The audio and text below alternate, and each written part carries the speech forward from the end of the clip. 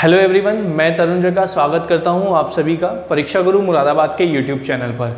आज हम लोग डिस्कस करने वाले हैं रीजनिंग के कुछ इंपॉर्टेंट क्वेश्चन यूपी पुलिस के एग्जामिनेशन के लिए।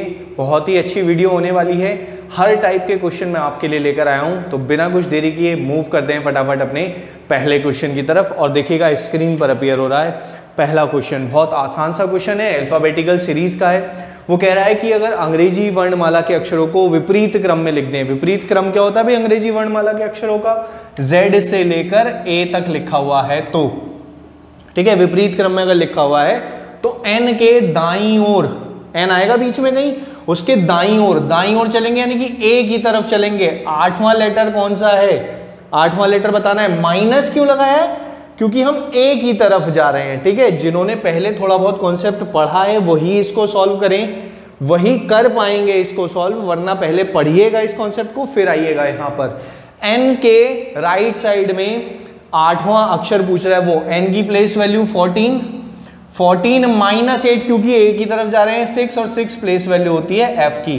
F आंसर हो जाएगा, विद इन सेकेंड आप आंसर मार्क कर देंगे। नेक्स्ट क्वेश्चन देखिएगा भाई क्या कहना चाह रहा है। वो 4 आकृतियां बनी हुई दिखाई दे रही हैं स्क्रीन पर आपको।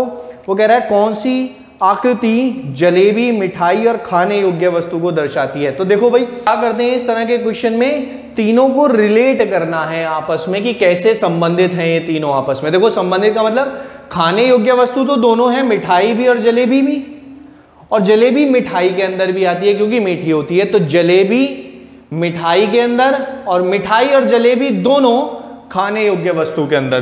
तो खाने योग्य वस्तुओं के अंदर मिठाई और मिठाई के अंदर जलेबी, इस तरह से रिलेट कर कर हम एक डायग्राम बनाते हैं। लिखना कुछ नहीं होता है कि कहां पर क्या है, कोई फर्क नहीं पड़ता उससे। नेक्स्ट क्वेश्चन पर मूव करते हैं। क्वेश्चन नंबर 3 अपीयर हो रहा है स्क्रीन पर। सीरीज दी हुई है एक, C फिर E फिर G फिर I फिर K। बहुत आसान सा कॉन्सेप्ट होता है, C से शुरू है। क्या आंसर होना चाहिए? ऑप्शंस देख लो जरा। ऑप्शन में अगले 2 टर्म्स निकलवा रहा है वो, कि अगली 2 टर्म्स क्या क्या होंगी। तो देखो कैसे चलते हैं, प्लेस वैल्यू लिखने की जरूरत नहीं है इस तरह के क्वेश्चन में कभी भी। आप अल्फाबेट पढ़ते चलो। C के बाद देखो D छोड़कर E, F छोड़कर G, H छोड़कर I, J छोड़कर K, L छोड़कर M, N छोड़कर O, M O आंसर हो जाएगा।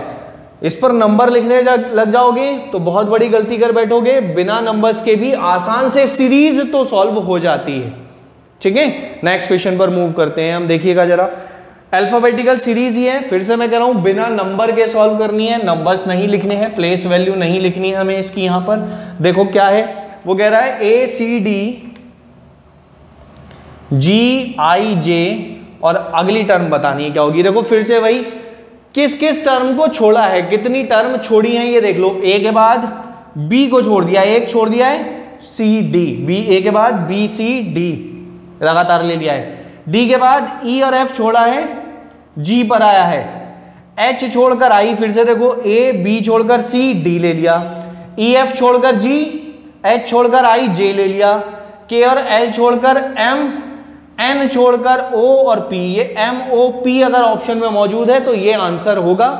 इन केस अगर ये मौजूद नहीं होता तो इस सीक्वेंस को फॉलो करते, केवल इसको देखने की जरूरत नहीं थी उस बार, ठीक है। अभी मौजूद है M O P तो ये आंसर हो जाएगा। नेक्स्ट देखिए उसने क्या कहा है भाई। एक सीरीज दे रखी है, बहुत जल्दी से सॉल्व कीजिए, आसान सी सीरीज है ये। कीजिए जरा सॉल्व इसको। 1 + 1 + 2 + 3 + 5 + 8 + 13 क्या कर रहा है, इन नंबर्स को जोड़ रहा है। 1 और 1 2, 2 और 1 3, 3 2 5, 5 3 8, 8 5 13, 13 और 5 21 आंसर, ठीक है। 21 आंसर हो जाएगा इसका। नेक्स्ट क्वेश्चन इंपॉर्टेंट है, एक स्त्री का परिचय देते हुए ब्लड रिलेशन का क्वेश्चन है। आते ही आते हैं भाई ब्लड रिलेशन के क्वेश्चन एग्जाम में। देखिएगा कैसे करना है इस क्वेश्चन को सॉल्व। स्त्री का परिचय देते हुए एक व्यक्ति बोला, उसकी माता मेरी सास की इकलौती पुत्री है। देखो भाई थोड़ा सा डिस्कस कर लूं मैं इस क्वेश्चन को यहां पर, कि ब्लड रिलेशन का जब ऐसा क्वेश्चन आएगा कि किसी की तरफ इशारा करते हुए, किसी के बारे में बताते हुए, तो 3 पॉइंट ध्यान रखने हैं क्वेश्चन को सॉल्व करते हुए। एक तो कौन कह रहा है,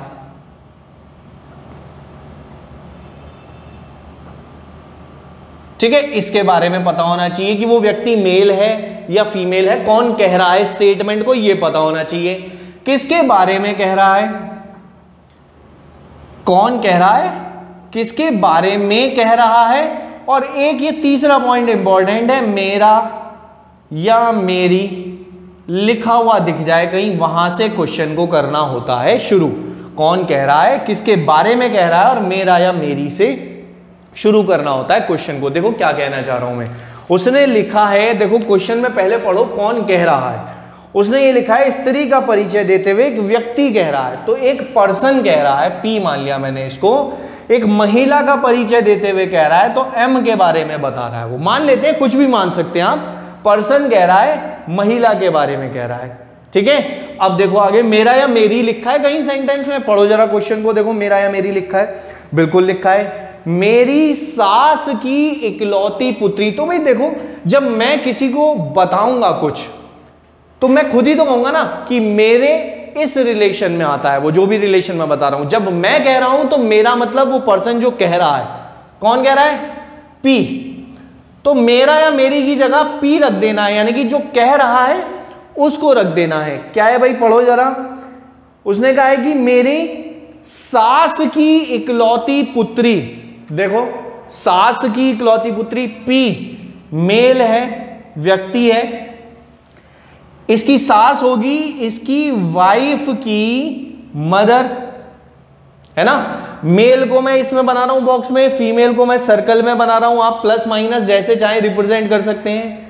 डबल लाइन लगी हुई है यानी कि हस्बैंड और वाइफ है ये। सिंगल लाइन लगाऊंगा यानी कि ब्रदर और सिस्टर होंगे ये, ठीक है। ये हो गए हस्बैंड और वाइफ, सेम जनरेशन में होंगे हस्बैंड वाइफ, एक ही जनरेशन में होंगे, एक ही पीढ़ी के व्यक्ति होंगे दोनों। पी की वाइफ से ऊपर, वाइफ के ऊपर कौन होंगे, वाइफ के माता और पिता, है ना। तो वाइफ की माता, फीमेल है, माता बना दिया। ये हो गई इसकी सास। इसकी सास की इकलौती पुत्री, यही तो हुई भाई, इसकी सास की इकलौती पुत्री, इसकी बेटी, इकलौती भी कह दिया तो यही हुई।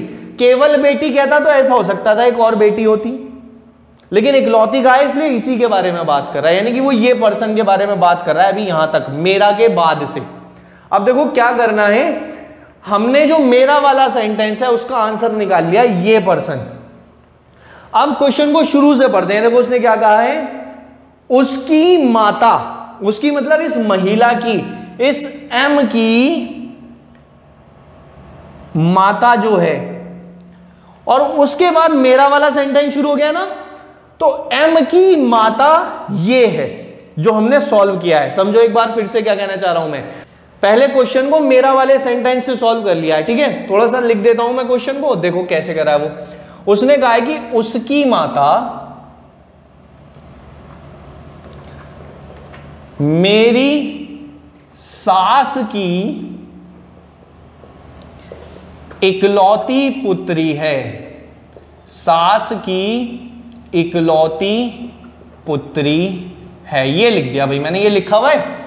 मेरी से शुरू करना है और मेरी की जगह जो व्यक्ति कह रहा है उसको लिखना है। पी की सास की इकलौती पुत्री है, तो पी की सास की इकलौती पुत्री हो गई ये, मैंने इसको मान लिया एक्स, यानी कि यहां से यहां तक का जो आंसर आ गया है वो कौन आ गया, पर्सन एक्स आ गया है भाई वो, है ना। अब देखो पढ़ो जरा सेंटेंस क्या बन रहा है, उसकी माता एक्स है।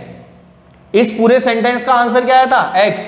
उसकी यानी कि किसके बारे में कह रहा है, एम की माता कौन है, एक्स।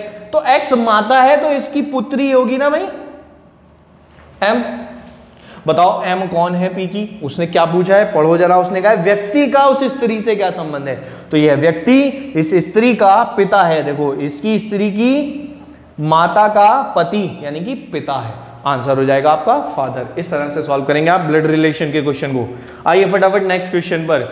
कुछ संख्याएं दे रखी हैं, कौन सी संख्या अलग है, छांटो। बहुत छोटा सा क्वेश्चन है, जल्दी से छांट दो फटाफट। आंसर क्या होगा कमेंट सेक्शन में आंसर दीजिए जल्दी से, बहुत जल्दी से आंसर दीजिए कमेंट सेक्शन में, क्या आंसर होगा। इसका आंसर है भाई 181, 181। क्यों, बाकी जितनी भी संख्याएं लिखी हुई हैं, तीनों संख्याएं 181 के अलावा वो पूर्ण वर्ग हैं, परफेक्ट स्क्वायर हैं। इसलिए ये अलग है, ये परफेक्ट स्क्वायर नहीं बन रहा है। नेक्स्ट क्वेश्चन देखो भाई फटाफट, डिस्टेंस का क्वेश्चन है, डिस्टेंस एंड डायरेक्शन का। पिछली वीडियो में डिस्टेंस एंड डायरेक्शन पर बना चुका हूं, देख लीजिएगा उसको, कैसे हम सॉल्व करते हैं डिस्टेंस और डायरेक्शन के क्वेश्चंस को। यहां पर केवल मैं इस क्वेश्चन को डिस्कस करने वाला हूं। उसने कहा है कि रवि पश्चिम की ओर 12 किलोमीटर गाड़ी चलाता है। थोड़ा सा ओवरव्यू दे दूं तो ये नॉर्थ, ये साउथ, ये ईस्ट और ये वेस्ट कहलाता है। ऐसे बनाते हैं हम सिंबल को। पश्चिम की ओर चल रहा है, पश्चिम की ओर गाड़ी चलाई उसने 12 किलोमीटर। 12 किलोमीटर गाड़ी चलाने के बाद दक्षिण की ओर मुड़ गया, दक्षिण नीचे, नीचे की ओर मुड़कर 3 किलोमीटर गाड़ी चलाई है। फिर पूर्व दिशा की ओर मुड़ गया, पूर्व मतलब राइट, राइट में मुड़कर 8 किलोमीटर गाड़ी चलाई है। अब वो अपने प्रारंभिक स्थान से कितनी दूरी पर है ये पूछा है उसने, ये डिस्टेंस पूछी है भाई, ये वाली डिस्टेंस। तो देखो कैसे निकालेंगे, यहां पर एक ट्राइंगल बन जाएगा, इस तरह से त्रिभुज बना लेंगे। कौन सा त्रिभुज बना लेंगे, समकोण त्रिभुज। पिछली वीडियो देख लेना, सब डाउट क्लियर हो जाएंगे कैसे डिस्टेंस निकालते हैं। डिस्टेंस का पार्ट नंबर 2 में हमने डिस्टेंस सीखी है और उससे पहली वाली वीडियो में डायरेक्शन की भी बात की हमने। तो डिस्टेंस वाली वीडियो जरूर देख लेना इसको करने से पहले। देखो ये वाली वैल्यू 3 है तो ये वैल्यू भी कितनी होगी, 3, पैरेलल है, बिल्कुल दिखाई दे रहा है। ये वैल्यू हो गई भाई 3। टोटल 12 है तो ये भी कितनी होगी, 12। 12 में से 8 ये रहा, ये कितना बच गया, 4। और पाइथागोरस थ्योरम जब हम लगाएंगे तो ये वैल्यू आ जाएगी 5। पेयर याद रखना, 3 और 4 के साथ हाइपोटेनियस 5 बनता है खंड। 5 किलोमीटर दूर है, 5 किलोमीटर दूर है वो भाई, आंसर हो जाएगा। ठीक है, नेक्स्ट देखिएगा अभी क्या है। कह रहा है शब्द और वाक्य में जो संबंध है वो संबंध निम्न में से किस में है। शब्द से मिलकर वाक्य बनता है ना, तो इसी संबंध को देखते हुए बताओ इन चारों में से कौन सा बिल्कुल सिमिलर रिलेशन, कि पहले वाले को मिला देने से बहुत सारी पहले वाली चीजें मिल जाएं तो सेकंड बन जाएगा। जैसे शब्द मिला दो बहुत सारे वाक्य बन जाता है, ऐसे ही बहुत सारे अक्षर मिला दो तो शब्द बन जाता है। पहला ही ऑप्शन ट्रू है इसका, अक्षर तथा शब्द। स्वर मिलाने से व्यंजन नहीं बनता है, मक्खियां मिलाने से छत्ता नहीं बनता है, और गद्य मिलाने से वाक्य नहीं बनता है। ठीक है, नेक्स्ट क्वेश्चन पर आ जाइए फटाफट। मैथमेटिकल ऑपरेशन टॉपिक का नाम है इसका, जिसका ये क्वेश्चन है। उसने कोड्स दे रखे हैं। कोड क्या, इंटरचेंजेबिलिटी ऑफ साइन कहलाता है, यानी कि साइन को चेंज कर दिया है। देखो क्या करना होता है इस तरह के क्वेश्चन में, जिस इक्वेशन का उसने मान पूछा है, वैल्यू पूछी है, उसको लिख लो फटाफट बहुत जल्दी से। 8 + 4 × 9 - 3 / 1। और अब पढ़ते जाओ कौन कौन से चिन्हों को करना है रिप्लेस। उसने कहा है प्लस का अर्थ है गुणा, तो प्लस को हटाकर, या आप हटाएंगे तो है नहीं भाई, जब एक बार लिख दिया आप इसके नीचे लिख लेंगे, यहां प्लस लिखा रहने दो, प्लस की जगह गुणा। इससे यह भी ध्यान रहेगा कि अब इसको चेंज नहीं करना है आपने, एक बार चेंज कर चुके हैं प्लस, और कहीं तो प्लस नहीं है, गुणा में कन्वर्ट कर दिया है। आगे उसने कहा है गुणा का अर्थ है माइनस, तो इसे नहीं चेंज करना है, इस वाले को करना है जो बचे हुए हैं। गुणा का अर्थ है माइनस, इसकी जगह आ जाएगा माइनस। माइनस का क्या अर्थ दे रखा है, भाग, तो माइनस की जगह आ जाएगा डिवाइड, और डिवाइड का अर्थ दे रखा है प्लस। ये हो जाएगा 8 × 4 - 9 / 3 + 1। पहले किया जाता है डिवीजन, फिर किया जाता है मल्टीप्लीकेशन, फिर ऐड करते हैं और फिर सब्ट्रैक्ट। पहले डिवाइड कर लो, माइनस ये रहा, +1 ये रहा, और मल्टीप्लाई भी कर दो। 32 और 1, 33 में से 3 गया, 30 आंसर। ये आपका आंसर हो जाएगा भाई। चिन्हों को रिप्लेस करने के बाद आंसर निकालना होता है। नेक्स्ट क्वेश्चन कीजिए फटाफट। इनमें से कौन सा डिफरेंट है, छांटिए फटाफट। चाचा और भतीजा, पिता और पुत्री, भाई और बहन, ससुर और दामाद। बताइए कौन सा अलग है, और हो सके तो कमेंट सेक्शन में रीजन भी मेंशन कर देना भाई। देखो मेल और फीमेल के बेसिस पर तो जज नहीं कर सकते, क्यों नहीं, देखो भाई पहला जो ऑप्शन है उसमें चाचा और भतीजा दोनों पुरुष हैं, बाकी दो ऑप्शन में पिता पुत्री भाई बहन मेल और फीमेल हो गया, और लास्ट ऑप्शन में फिर से ससुर और दामाद, ये दोनों ही मेल हो गए। इसको हम डिफरेंशिएट करेंगे क्योंकि ब्लड रिलेशन है, संबंध है, उसके बेस पर डिफरेंशिएट करेंगे कि कौन सेम जनरेशन में और कौन डिफरेंट जनरेशन में है। जैसे चाचा और भतीजा, अपने आप को कंसीडर करो, आपके चाचा और आपके बीच में एक जनरेशन है ना, मतलब आपके ऊपर वाली जनरेशन चाचा है और फिर आप है, यानी कि 2 जनरेशन, अलग अलग जनरेशन की बात कर रहा है वो। ऐसे ही पिता और पुत्री में भी, और भाई और बहन सेम जनरेशन में, ससुर और दामाद ऊपर और नीचे वाली जनरेशन में। तो इसमें आंसर जो हो गया वो हो गया भाई और बहन, ये सेम जनरेशन के हैं, बाकी तीनों डिफरेंट जनरेशन के हैं। आंसर नेक्स्ट करो भाई क्वेश्चन। खाली स्थान भरना है A B Z, B C Y, C D X, D E W, और अगला बताना है क्या आएगा भाई। देखो जरा फटाफट, सीक्वेंस देखकर ही पता लग रहा है। यहां पर देखो रिपीट हो रहा है ना, इससे पहले जो हमने इसी तरह का क्वेश्चन किया है वहां पर रिपीटेशन नहीं था। देखो क्या कहना चाह रहा हूं मैं, रिपीटेशन नहीं था, वो था सी, क्या क्वेश्चन था भाई, वो ये था ए सी डी जी आई जे। तो देख रहे हैं यहां रिपीट नहीं हुआ है, कुछ आगे ही बढ़ रहा है ये। तो हमने यहां से सीक्वेंस चेक कर लिया था, इस तरह से आगे बढ़ते रहे हम भी। यहां पर रिपीटेशन हो रहा है ना, तो उस रिपीटेशन को कंसीडर करना है। देखो A B, B C, C D, D E F repeat हुआ था ना, तो मैंने रिपीटेशन को कंसीडर किया है। क्या क्या बचा, जेड, जेड से पहले Y, X, W, V. Answer E F V, एक ऑप्शन दे रखा है देखो ई एफ डब्ल्यू। जल्दबाजी में केवल ई एफ को देखकर अगर मार्क कर दोगे तो आंसर गलत हो जाएगा, ई एफ वी आंसर है भाई इसका। नेक्स्ट क्वेश्चन पर मूव कीजिए फटाफट। कौन सा भिन्न है, निर्देश, सलाह, परामर्श और सुझाव? फटाफट आंसर दीजिए कमेंट सेक्शन में इसका। कौन सा डिफरेंट है, निर्देश, परामर्श, सलाह और सुझाव? कौन सा डिफरेंट है भाई? निर्देश डिफरेंट है, बाकी तीनों सेम है। निर्देश जब दिया जाता है तो उसको मानना कंपलसरी हो जाता है। सलाह, परामर्श या सुझाव का मानना कंपलसरी नहीं होता, आप मान भी सकते हैं, नहीं मान सकते, लेकिन निर्देशों का पालन करना आवश्यक होता है। नेक्स्ट क्वेश्चन पर मूव कीजिए। यदि सत्यता और बनावटीपन एक युग्म के 2 शब्द हैं, प्रश्न युग्म मतलब क्वेश्चन में दे रखा है इसलिए प्रश्न युग्म का है भाई। सत्यता और बनावटीपन अपोजिट है ना दोनों वर्ड, सच्चाई और बनावट दोनों अपोजिट है, ठीक है। तो उत्तर में विशेषज्ञ के साथ क्या हो, विशेषज्ञ जिसे बहुत ज्यादा ज्ञान हो, विशेषता प्राप्त की हो किसी में, और इसका अपोजिट ढूंढना है, आवारा, पारखी, प्रतिनिधि या नौसिखिया। नौसिखिया आंसर होगा। विशेषज्ञ जिसे महारत हासिल है किसी में, और एक नौसिखिया जिसको कुछ ज्ञान उसके बारे में नहीं है, ठीक है, बिल्कुल ज्ञान नहीं है ऐसा नहीं, उसकी उस चीज के बारे में ज्ञान नहीं है जिसकी विशेषज्ञता की बात की जा रही है, ठीक। नौसिखिया आंसर हो जाएगा। इंपॉर्टेंट क्वेश्चन भाई, देखो नाम आ गया हमारा यहां पर कि भाई तरुण सर चल रहे हैं, ठीक, सर नहीं लिखा है, तरुण चल रहा है, तरुण पूर्व की ओर जा रहा है, तो चलो पूर्व की ओर चल देते हैं भाई जरा हम सब मिलकर। ये हो गया पूर्व डायरेक्शन, ठीक है।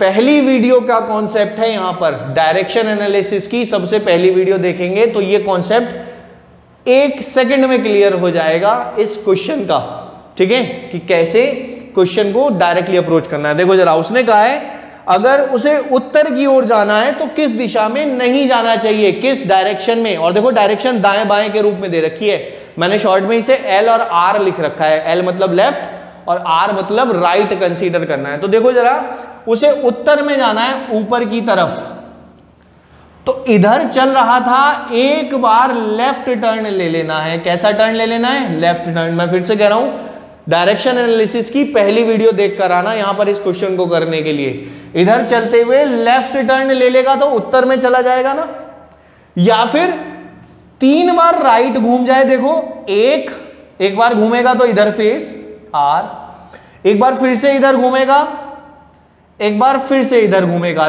3 बार राइट घूम जाए या एक बार लेफ्ट घूम जाए तो उसका फेस उत्तर में हो जाएगा।